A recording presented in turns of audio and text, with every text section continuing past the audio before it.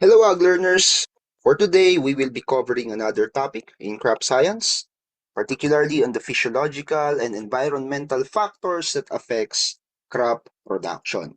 Now, one thing that you need to understand about crop production is that this is intricately linked to both physiological processes within plants at yung mga nangyayari sa kanyang environmental conditions in their surroundings. So, in order for us to have a more detailed appreciation, it is important for us to understand these factors is crucial for optimizing yield, especially in the context of sustainable agriculture and climate resilience. So ang pag-uusapan natin primarily is ano-ano ba yung mga factors related to water stress, factors related to climatic elements, biotic and abiotic factors as well.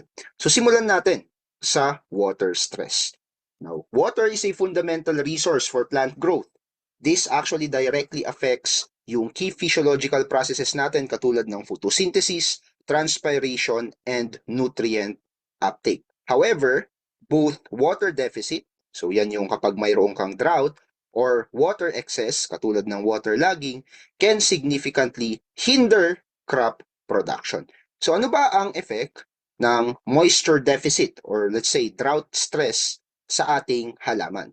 First off, of course, kapag kulang ang tubig ng ating halaman, nagkakaroon ng tinatawag na stomatal closure, kung saan yung stomata ng ating halaman nagsasara yan in order to conserve water. Pero kapag yan ay nagsara, it also reduce gas exchange and it also limits photosynthesis, particularly yung pag-absorb ng halaman ng carbon dioxide na yun yung isang key ingredient in the production of glucose or carbohydrate.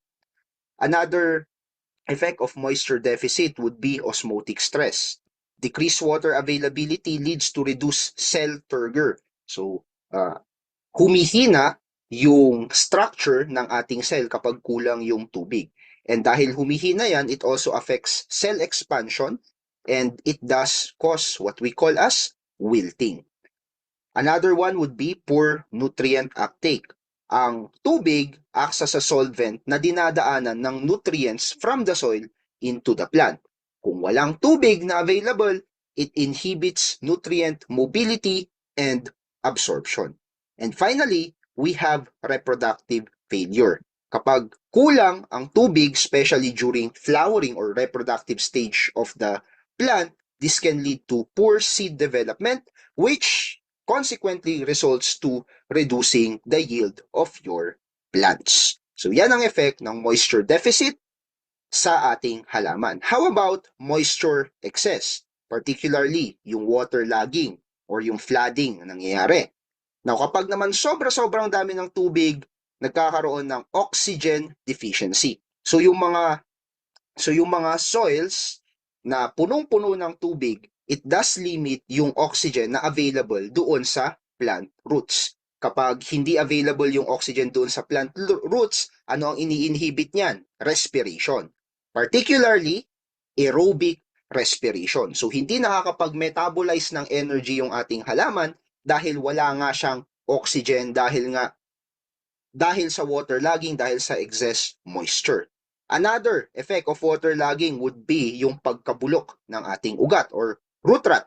Okay? Kapag yung halaman mo is prolonged exposed to a waterlogged condition, this encourages the growth of pathogens such as Phytophthora infestans, which does infect the roots. And finally, nutrient imbalance. Kapag sobrang daming tubig sa lupa, more than likely nilileach away niya yan. So, hinuhugasan niya yung nutrients na nandun sa lupa. Kapag nahugasan yung mga yan, magkukulang of course yung mga nutrients na kakailanganin ng halaman katulad ng nitrogen, phosphorus, and potassium. So we're done with water stress. Dako naman tayo doon sa mga climatic elements that affects plant growth. Now, when I say climatic elements, ito yung mga climatic factors that are the most critical determinants of crop productivity. Itong mga factors na to influences various physiological activities na kailangan for plant growth, plant development, and yield potential. So ano-ano yung mga climatic elements na ito? Unang-una, temperature.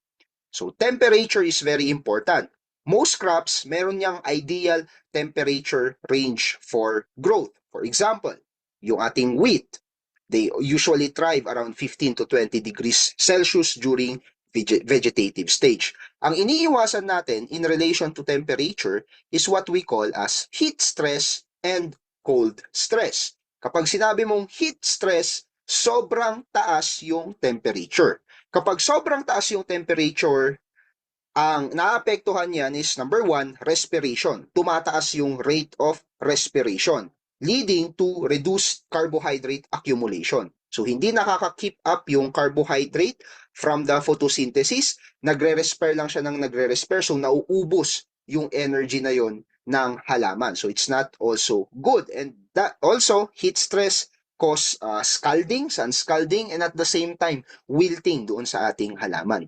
Meron din naman yung tinatawag nating cold stress. Now, this is very particular on places na sobrang lamig, katulad dito sa amin sa Cordillera, particularly sa Atok, Benguet. Dito naman sa cold stress, sobrang baba ng temperature. And kapag sobrang baba yung temperature, naapektuhan yung mga different physiological activities, particularly photosynthesis. And also, nagkakaroon ng tinatawag na frost. And this frost, yung parang yelo doon sa halaman, damages plant tissues, while yung stress din ng lamig na yon disrupts yung membrane activities ng mga cells. Another climatic factor would be your light intensity. Yung light intensity or yung light natin, it affects both photosynthesis and photoperiodism. So sa photosynthesis, maalala natin, this is a process that requires light in order to transform some molecules into glucose. So light provides yung energy that is required for photosynthesis. So kapag kulang ang light ng ating halaman, carbohydrates or the glucose or the sugar will not be formed. However, kapag sobrang dami naman ng light, so excessive light, nagkukos yan ng photorespiration na tinatawag. Kung saan, photorespiration is basically like photosynthesis, but during this process, walang food na napuproduce. So it is a waste of energy. Another factor na inaapektuhan ng light intensity would be your photoperiodism. Now, photoperiodism is the ability of some crops, photoperiodism, ito yung trigger of some crops na mag-flower, whether be kapag sobrang ikli ng araw or kapag sobrang haba ng araw. Crop development stages like yung flowering and seed production are influenced by day length. So short day crops, for example, rice, they require longer nights. Mga rice, longer nights kasi gusto nila maikli lang yung araw. While long day crops naman, like wheat, thrive in extended daylight. So may effect din yung light intensity in relation to photoperiodism, particularly doon sa process ng halaman kung ready na ba siyang mamulaklak or hindi pa. Another climatic factor would be the carbon dioxide levels. So, carbon dioxide is very important in photosynthesis and in water use efficiency. So, in relation to photosynthesis, kapag mas mataas yung carbon dioxide concentration, ini-increase niya yung rate of photosynthesis, particularly in C3 plants, katulad ng rice and wheat. No? So, kapag mas marami yung CO2 levels, mas marami siyang ingredient na ginagamit para makapag-produce ng glucose. Whereas in relation to water use efficiency, kapag mataas ang carbon dioxide levels, it does reduce stomatal opening, conserving water without compromising yung carbon fixation process. So in terms of water use efficiency, kapag mataas yung carbon dioxide levels, yung stomata hindi ganun nag-o-open, therefore kino-conserve niya rin yung tubig na nasa halaman. Let us now talk about the interaction of biotic and abiotic factors sa ating plants. So when we say biotic, ito yung mga factors na buhay, katulad ng peste, katulad ng mga pathogens. Kapag sinabi naman nating Abiotic, ito naman yung mga factors na hindi living katulad ng soil, light, water, air, humidity, and temperature. Kanina, yung mga climatic factors na na-discuss ko, these are mostly abiotic factors. Right now, let's go with a brief overview of biotic factors. So, dalawa lang naman ang biotic factors, na major biotic factors sa halaman. That would be your pests and diseases. Sa peste, for instance, mga insekto katulad ng aphids and borers can directly damage plant tissues, and kapag na-damage, for example, yung leaves nila, it can reduce photosynthetic activity. So, hindi basta-basta na ang iniisip lang natin is, kumakain lang naman itong peste na to ng dahon. Well, yes, pero ang kinakain niya, dahon. Kapag ang surface area ng dahon mo na-reduce, nare-reduce din po ang photosynthetic activity. In relation to diseases naman, kumare, mga fungi, mga bacteria, mga viruses, they can disrupt physiological processes as well. For example, a fungi that causes rust sa ating halaman. Kapag nagkaroon ng rust yung dahon ng halaman na yan, it can reduce photosynthetic activity kasi it does destroy yung chlorophyll ng ating halaman. Viral infections, katulad ng mga yung curling ng ating mga dahon can also impair yung photosynthetic activity. Kasi instead na malapad yung dahon mo dahil nag-curl siya, so liliit yung kanyang surface area, mababawasan din yung kanyang photosynthetic activity. In terms of abiotic stressors or abiotic factors, ito yung mga important na kailangan nating bantayan. Unang-una, temperature extremes, which I have discussed earlier when we've talked about heat stress. So yung mga heat waves, yung mga cold temperatures can cause stress doon sa halaman, disrupting yung kanilang mga activities. At the same time, it does disrupt yung growth and performance ng kanilang mga cell wall or yung kanilang mga cells. Soil salinity is also something na kailangan nating bantayan.